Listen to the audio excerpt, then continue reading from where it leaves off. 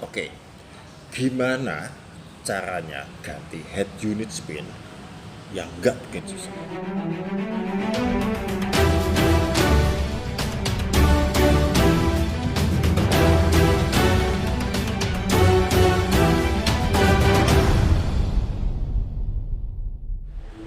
Saudara-saudara sebangsa sespin se-Indonesia ya. Kali ini saya tuh mau ngomongin sesuatu yang mungkin beda sama sebelumnya, bukan performan, bukan balapan, ini tentang head unit. Ya. Kenapa head unit? Karena ini nggak mau ketinggalan. Jadi spin itu kan dikenal sebagai mobil susah gitu kan ya. Susah dijual, susah spare partnya, susah bengkelnya. Nah, head unitnya juga nggak mau ketinggalan. Jadi head unitnya spin itu juga susah. Susahnya gini, jadi dia tuh kan nggak ada displaynya. Nah, untuk orang yang pengen ada displaynya, mungkin bawa anak-anak yang pengen nonton acara kalau pas lagi perjalanan gitu, itu ada kesusahan kalau mau diganti. Ada sesuatu yang mungkin rada-rada nggak masuk akal atau aneh untuk mobil sekelasnya ini loh ya. Bukan sekelasnya mungkin kalau kita ngomongin Almas atau segala macam itu udah beda lagi. Trennya ke sana, tapi untuk spin yang tahun 2013 launchingnya ini hal yang nggak lazim ya. Contohnya tuh gini, jadi misalkan kita mau ganti head unit pakai head unit lain yang ada displaynya gitu kan. Itu ada fitur-fitur yang mendadak lenyap. Ini contohnya gini, fiturnya di spin itu ada sesuatu yang lain daripada yang lain. Jadi dia ada fitur namanya follow me home. Itu hal yang nggak lazim buat LMPV, tapi itu ada fitur follow me home, ada fitur setting remote dan segala macam, dan itu disetting lewat head unit. Kalau head unitnya diganti, fitur itu lenyap. Ya penting apa nggak penting itu whatever sebetulnya ya. Jadi fitur follow me home itu gini, mobil ini akan nyala lampunya saat kita sampai di rumah, kita turun mobil, kita masuk pagar, cari kunci, mau masuk rumah gitu kan, dan itu diterangin sama lampu mobil. Nah, 30 detik kemudian atau 1 menit sesuai dengan yang kita setting, lampunya mati dewi. Ya. Ya itu fitur yang sangat berguna buat kita yang hidupnya di tengah hutan gitu, nggak ada listrik, nggak ada lampu, nggak ada sentral, apa itu berguna. Ya buat saya yang nggak ada gunanya. Tapi ya embo lah, pokoknya ada itu, dan itu akan lenyap dengan gantinya head unit kita, nggak masalah hilang. Nah ini yang sangat-sangat mengganggu yaitu kalau kita ganti head unit, kita belok itu kan ada suara tiktok itu ikut lenyap. Kemudian ada alarm lain kayak misalkan kalau kita pintunya belum nutup rapat bunyi tung tung tung. Lalu kemudian kita pas berhenti matikan mesin, lampunya masih nyala, kita keluar bunyi dia tung tung tung tung gitu. Kunci masih nancep, dia bengkak-bengkak lagi tung tung tung. Itu hilang. Ya itu penting karena penungso itu kan karena suka pelupa. Nah itu sangat membantu. Nah kemudian muncul ide-ide kreatif dari teman-teman ya, bahwa tipikalnya pengguna spin itu ya tadi mobilnya susah diservis, bengkelnya tidak ada, mereka jadi kreatif. Teman-teman ini banyak yang bisa betulin, do yourself. Kemudian spare partnya bengkelnya udah kabur, GM-nya udah out segala macam, kita masih bisa cari online, dan itu banyak. Jadi muncullah ide kreatif dari teman-teman untuk berkreasi caranya punya display di mobilnya dengan mengakali kesulitan-kesulitan tadi. Nah, jadi ceritanya kita akan kupas 3 teman saya dan saya sendiri, jadi ada 4 yang masing-masing punya sistem yang beda-beda. Jadi ada Om Yohanes, kemudian Om Febri, Om Rizal, dan saya. Sebenarnya ada cara lain ya, caranya mengkolik itu hampir kayak caranya Om Yohanes, cuma sedikit beda, tapi prinsipnya sama. Jadi ini bukan spin battle, bukan diesel battle, bukan juga unit battle, tapi sesuai dengan logonya spin Chevrolet yaitu Find New Roads. Kita sekarang adalah Find New Head Unit.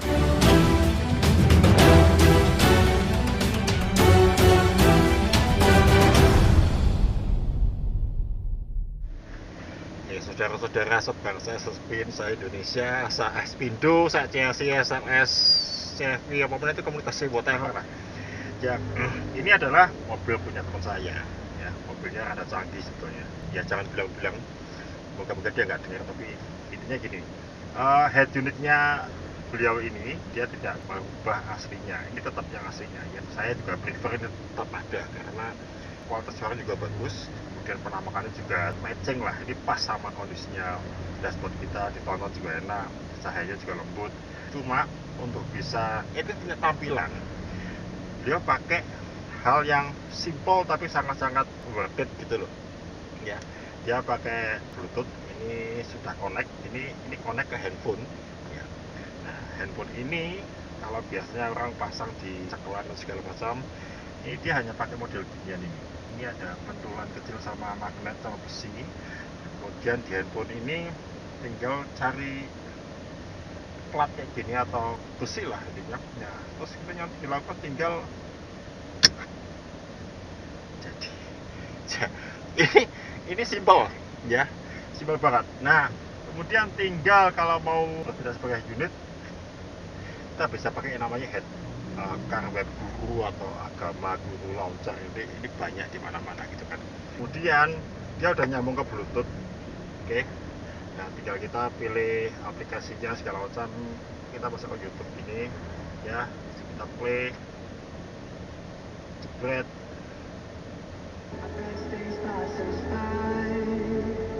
Nggak perlu setting, nggak perlu apa ya, setting lah perlu ya, hanya untuk nyambung ke YouTube doang. Tapi oke loh ini.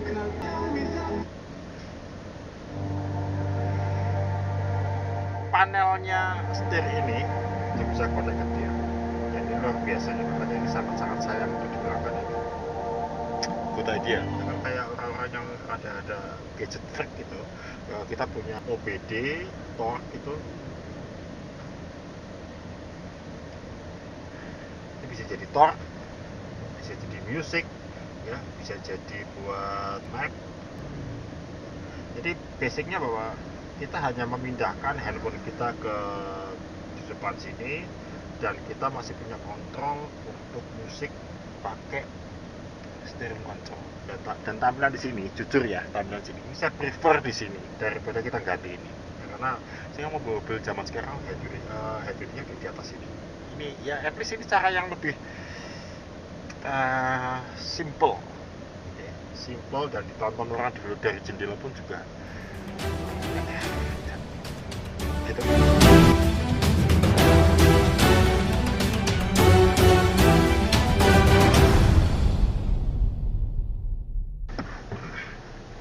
Saudara-saudara sebangsa, sespin, se-Indonesia ya, ini saya ada di mobilnya Om Febri ya. Ini adalah sistem yang seharusnya. Jadi head unitnya Om Febri ini sebentar, jangan matiin kita. Matiin ini. Oke, mati. Nyala. Oke. 2 hours later. Ya. Jadi ini adalah head unit Qashqai. Tapi ini adalah head unit official. OEM tapi official untuk para pengguna spin yang pengen punya tape tapi ada TV nih. Nah, ini adalah jalan keselamatan karena dengan model ini susunannya pas, ini 7 inci tetap masuk plug gitu, kemudian dia plug and play, jadi di balik sana itu tinggal colok ke aslinya pin dan semua sistem komputerized ini masuk sini semua. Jadi kalau keluhan, kalau kita ganti head unit yang OEM atau yang apapun juga itu, walaupun mereknya Xiaomi ya, walaupun harganya mahal, tapi sennya hilang, kemudian suara sen itu hilang, suara bip-bip itu hilang. Jadi dengan ini suaranya masih tetap sesuai terpada. Ya, kita sampel ya, kita nyalain rating, harusnya bunyi tiktok tiktok.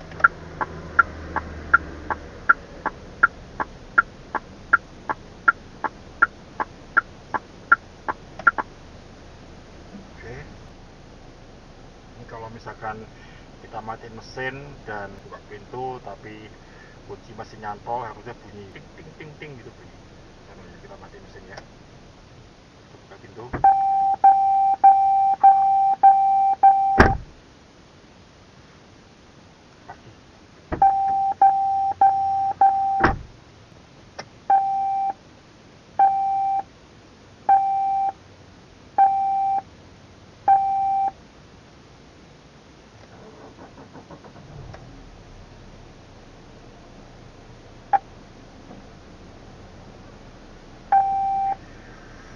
Pagi. Oke, santai.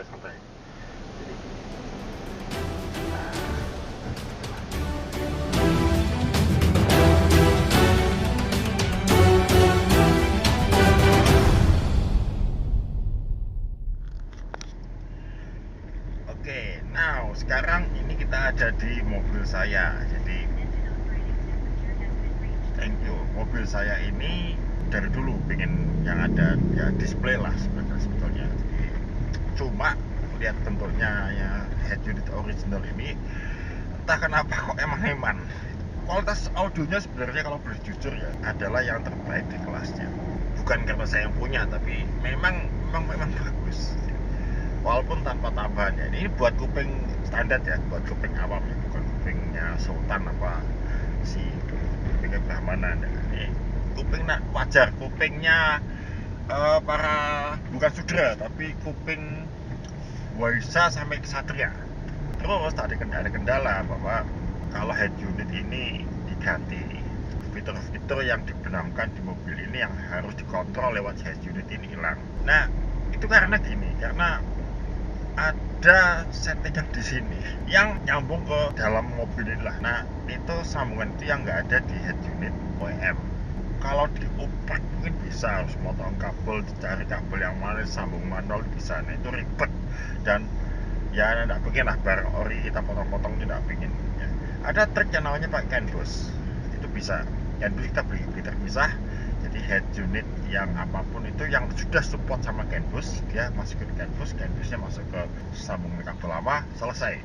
Cuma pas itu saya tidak beli, belum tahu bos ada CAN bus ternyata ya. Sebenarnya tentang head unit saya itu udah ada di videonya teman saya di Semarang di SLS, itu ada Om Yohanes namanya, linknya bisa dicek di seputar screen. Saya nggak tahu mau tak taruh di mana, pokoknya komplak juga saya. Kalau kemarin mobilnya Om Yohanes itu juga masuk ke video saya tadi ya. Jadi ini ya video respon. Jadi di tempat saya ini saya beli OEM murah ya, sekitar 700 ya, 700.000 lah, anggaplah 700.000 sih. Wait ya, jadi ini bantuan mikrofon saya lupa masang tadi. Jadi saya beli head unit murah, harga cuma 700.000, dia Android, tulisannya sih 71. Pokoknya saya waktu beli itu target saya adalah minimal Androidnya di atasnya KitKat, jadi 51 ke atas, ada GPS-nya. Nah, saya nggak cari yang ada SIM card-nya karena itu mahal. Jadi SIM card itu gampang ngakalinya, bahwa hanya dengan WiFi bisa tethering. Jadi dia harus ada WiFi-nya, Oke. Kemudian mau taruh di mana, saya lihat ada videonya waktu saya nonton Top Gear. Jadi dia buka, nice juga gitu ya, dan ada di dashboard. Dan kemudian saya waktu beberapa kali lihat di web, di Google, kok mobil-mobil sekarang cenderung head unit itu memang di atasnya AC, di atasnya dashboard. Jadi oke, berarti ini fine di situ. Nah, apakah nanti akan bikin silo apa enggak? Sedikit pengalaman bahwa sebelum saya pasang head unit ini, saya tuh udah pakai yang namanya GPS DVR. GPS DVR tuh saya beli kalau nggak salah udah antara 2 atau 3 tahun yang lalu. Udah lama, saya lupa men. Itu tak pakai udah tahunan, tak pasang di dashboard ya, nempel kaca 7 inci juga, dan saya no problem. Itu saya kasih kanopi, jadi supaya ndak silau. Kanopinya pun juga beli di online, murah sekali. Pokoknya itu fine, itu convenient, dan saya nggak silau sama sekali, dan itu nyaman. Nah, untuk berbekal itu kemudian makanya bahwa kalau di sini oke ya, saya pasang di situ. Saya ke variasi, saya nggak bisa pasang di saya ke variasi, saya bisa ceritain tentang head unit saya ini gini segala macam. Kemudian dia lihat desainnya, skemanya, dia bilang oh ya standar nih mas. Cuma saya bilang, mas bentar ya, ini saya ceritain dikit tentang mobil saya. Bapak, mobil saya ini ada 360 kameranya gitu mas ya. Jadi 360 kamera itu sebetulnya, ini saya tunjukin ya, tapi mohon maaf, ini di balik layar tuh biasanya memang berantakan. Oke, on. Nah, di balik bawah sini itu ada prosesornya 360. Jadi 360 itu terdiri dari 4 kamera. 4 kamera itu ada satu saya pasang di bawah spion sini, satu di bawah spion sana, satunya di depan, dan satunya di bumper belakang ya. Mereka semua nyambung kabel ke prosesor, ke kotak kecil prosesornya, masuk ke situ, dan di situ ada prosesor yang mengolah video-video tadi, semuanya direkam. Jadi saat saya jalan itu ada 4 kamera yang terus ngeluping rekam keadaan dari spion bawah kiri, spion kanan, belakang, depan, kerekam semuanya. Dan kemudian diproses sama dia, dirender jadi bentuk tampilan untuk 360. Kemudian tadi kan itu saya bilang, Mas kalau gitu ini saya minta tolong bahwa tadi kan AV out-nya dari 360 itu masuk ke AV in-nya head unit. Nah, minta tolong outputnya itu dicabang dua. Satu masuk ke AV in dia, satunya masuk ke reverse input kamera. Jadi otomatis begitu saya reverse, si head unit akan mendeteksi bahwa oh dia mundur, kita nyalakan kamera belakang yang disuplai sama input dari reverse camera in. Nah, reverse camera in dari mana? Dari 360. Dan 360 itu juga punya sensor. Itu saya mundur, dia juga kamera mundur, jadi otomatis gambarnya akan sama. Ya itu di balik itu. Nah, orang aksesoris pun dengan penjelasan saya, oke, bisa Mas, tinggal disambung tuh Mas. Ya sambung aja lah. Harusnya yang pakai distributor, tapi tak pikir enggak sedetail itu. Jadi ya sama dia kemudian disambunglah dan akhirnya menjadi. Nah, saya bilang, Mas, oke, tolong ya ditaruh di atas sini, dipermak sedemikian supaya delek. Ya, so far so good ini. So far saya sangat puas karena begitu kontak on, saya udah setting dia untuk langsung nyalakan torque, langsung nyalakan waze. Kemudian wifi-nya langsung akan mencari wifi-nya dia yang berasal dari handphone saya. Jadi kalau ini nggak saya nyalain cateringnya ya dia nggak connect. Tapi walaupun dia nggak connect, tapi dia dapat dari GPS. Jadi peta tetap muncul. Oke, torque nyala, dia langsung connect, langsung menampilkan settingan torque yang saya udah setting. Dan saya pikir bahwa ini menurut saya adalah mungkin ini the best solution yang saya dapatin dari berbagai opsi ya. Tadi kalau kita lihat ada opsinya Om Yohanes yang dia pakai tablet atau handphone yang ditempel di sini, itu cara yang paling sangat simple untuk bisa punya display. Cuma kendalanya memang keterbatasannya, dia tidak bisa kamera mundur, dia tidak bisa DVR, dan handphone ini jujur aja ya lebih heat sensitif lah. Dia kepanasan dikit dia pasti akan trouble. Kemudian kalau caranya Om Febri itu adalah cara yang paling benar sebenarnya, bahwa kalau mau ganti head unit ya pakai yang compatible. Dan yang compatible buat Chevrolet Spin itu tahu saya cuma ada dua, ada satunya Kaska, satunya MTEK. Nah, yang dipakai sama Om Febri itu tuh Kaska. Semua jalan lancar, GPS ada, hanya dia belum Android ya. Dan cuma yang satu yang saya nggak sukai yaitu adalah suara sennya itu keras banget, dan itu nggak bisa dikecilkan, bisa dibesarkan. Jadi yang settingannya yang kita dengar tadi itu adalah settingan yang sudah kondisinya paling rendah. Jadi kalau dibesarkan lagi bisa, tapi ya tambah jantungan. Oke. Nah, cara lain yang combine sebetulnya adalah caranya Om Rizal. Ini suhu semrawut kita di Pekalongan. Ya, Om Rizal juga mengadaptasi dari berbagai masukan teman-teman, kemudian dia mengaplikasikan sendiri dengan caranya dia, dan tak akuin sip, yaitu bahwa dia pakai head unit Android yang kayak punya saya ya. Kemudian dia beli CAN bus. Jadi head unit orinya tuh dilepas, dipasang yang baru, kemudian sama dia dipasang CAN bus, masuk ke perangkatnya mobil, dan everything normal. Dia dapat kemudahan dari seperti yang saya dapatkan head unit Android ini, tapi tidak mengurangi kemampuannya head unit original yang ada twing-twing dan segala macam itu. Saya tuh pasang 7 inci dan tak pikir oke lah. Rizal nggak terima, pasang 10 inci. Jadi di tengah ini yang harusnya 7 inci dipasang 10 inci, jadi otomatis memang gede. Tapi memang sangar, jadi seolah kayak Tesla mini gitu loh. Tesla kan 20 inci hasilnya, gede tuh. Tapi vertikal. Ada yang versi yang mendatar juga tuh, kalau misalnya 16 inci. Nggak ada 10 inci. Jadi memang tampilannya cukup wow gitu. Komplimen Om Rizal. Keren. Dia awalnya beli kayak punya saya, sama kayak punya saya, tapi yang 9 inci. RAM-nya 1 GB. Ya, memang jujur aja RAM 1 GB tuh lemah sebetulnya. Agak lemot, tapi bisa. Nah, dia tanya, aku tuh ngopo ya segala macam ya. Ya saya kasih masukan, kalau misalkan yang 1 GB ya apa anane. Kalau mau yang rada enak ya 2 GB lah minimal. Ternyata yang satu yang dia udah beli 9 inci tadi tuh, dijual ke orang lain, dia beli lagi yang 10 inci yang 2 GB. Oke, begitu ya. Thank you. Dan ini ada videonya Om Rizal, saya cuplikan sedikit. Kalau misalkan mau nonton fullnya silahkan klik linknya di, nggak tahu di mana ya, silahkan klik itu YouTube-nya Om Rizal. Thanks for watching. Oke, saya drive dan semoga ini bisa bermanfaat dan inspirasi kalau mau pasang apapun. Thank you. Bye.